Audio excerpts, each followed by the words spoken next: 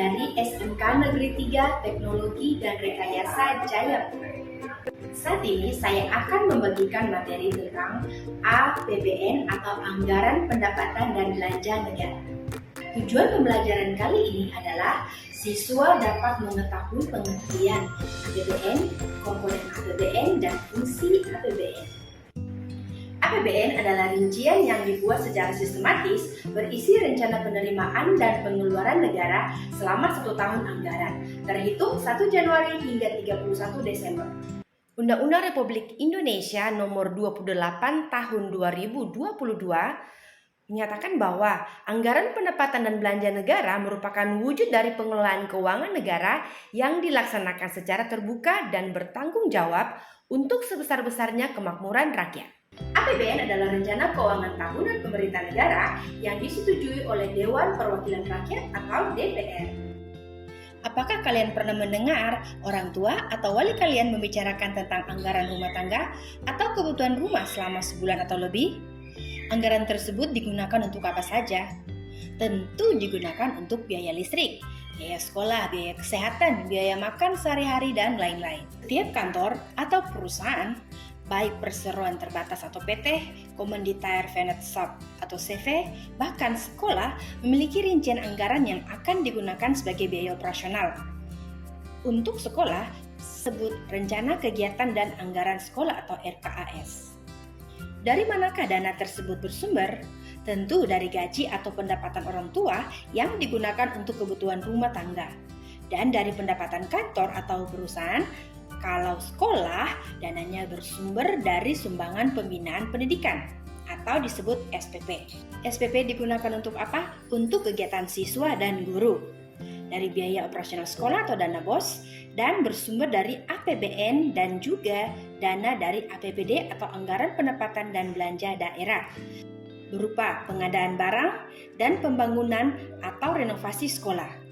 Semuanya memiliki perencanaan agar seluruh kebutuhan dapat terpenuhi dengan memprioritaskan hal yang dianggap krusial atau esensial. Begitu pula dalam suatu negara, perencanaan anggaran sangat diperlukan. Di Indonesia sendiri, anggaran masuk ke dalam Anggaran Pendapatan dan Belanja Negara atau APBN. APBN berasal dari mana? Mari simak penjelasan berikut. APBN memiliki 3 komponen. Pertama, pendapatan negara.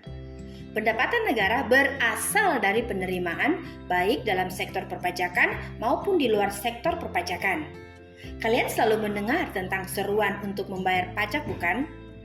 Dananya akan masuk ke dalam APBN untuk membangun infrastruktur dan fasilitas umum, transportasi umum, fasilitas kesehatan, dan lain-lain. Komponen kedua adalah belanja negara. Tujuan belanja negara dalam APBN adalah untuk keperluan penyelenggaraan tugas pemerintah pusat dan pelaksanaan perimbangan keuangan antara pemerintah pusat dan pemerintah daerah, seperti belanja pegawai, untuk pembayaran gaji dan tunjangan, bantuan sosial. Sebagai contoh, saat banjir melanda Kabupaten Sentani, gempa bumi awal tahun 2023, pemerintah telah menggelontorkan sejumlah dana untuk masyarakat yang terkena musibah. Dananya dari mana? Tentu dari APBN. Berikut belanja subsidi, belanja modal, belanja barang, belanja bunga utang, belanja lain-lain, belanja hibah, transfer ke daerah, meliputi transfer dana bagi hasil, transfer dana alokasi khusus, transfer dana alokasi umum, transfer dana penyesuaian, dan transfer otonomi khusus atau OTSUS. Contoh, OTSUS bagi Provinsi Papua. Dari sini, kita bisa melihat pentingnya memiliki penghasilan, tabungan, dan perencanaan keuangan. Tujuannya agar bisa tetap eksis dalam keadaan apapun. Bayangkan jika tidak memiliki dana sama sekali. Komponen ketiga adalah pembiayaan. Pembiayaan terbagi atas 2, yaitu 1. Pembiayaan dalam negeri seperti pembiayaan untuk perbankan dan non-perbankan yang termasuk dalam hasil pengelolaan aset dan lain-lain. Kedua, pembiayaan luar negeri seperti pembayaran cicilan pokok utang luar negeri. Berikut adalah fungsi APBN. Yang pertama, fungsi sebagai otorisasi.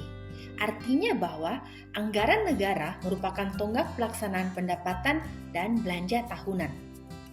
Sehingga pembelanjaan dan pendapatan negara bisa dipertanggungjawabkan kepada rakyat. Yang kedua adalah fungsi perencanaan. Artinya, fungsi ini digunakan untuk mengalokasikan sumber daya yang sesuai yang direncanakan setiap tahunnya. Bila perencanaan sudah ada, pemerintah dapat menambahkan lagi rencana yang mendukung pembelanjaan tersebut. Yang ketiga, fungsi pengawasan. Negara harus menjadi pedoman dalam menilai apakah kegiatan pemerintah telah diselenggarakan sesuai dengan ketentuan yang ditetapkan atau tidak. Yang keempat, fungsi alokasi. Fungsi alokasi APBN adalah fungsi penyediaan barang publik atau public good provision. Fungsi ini bertujuan agar pemerintah dapat membagi pendapatan negara yang diterima sesuai target sasaran. Yang kelima, fungsi distribusi. Untuk penyaluran dana kepada masyarakat sesuai alokasi yang telah ditetapkan. Selain itu, agar pemerintah dapat menyalurkan pendapatan negara secara adil dan merata. Yang terakhir adalah fungsi stabilisasi. Fungsi stabilisasi mengandung arti bahwa anggaran pemerintah menjadi alat untuk memelihara dan mengupayakan keseimbangan fundamental perekonomian.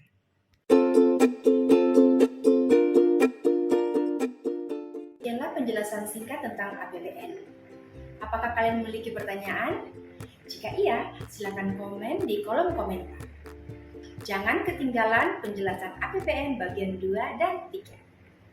Jangan lupa tetap giat belajar. Semangat!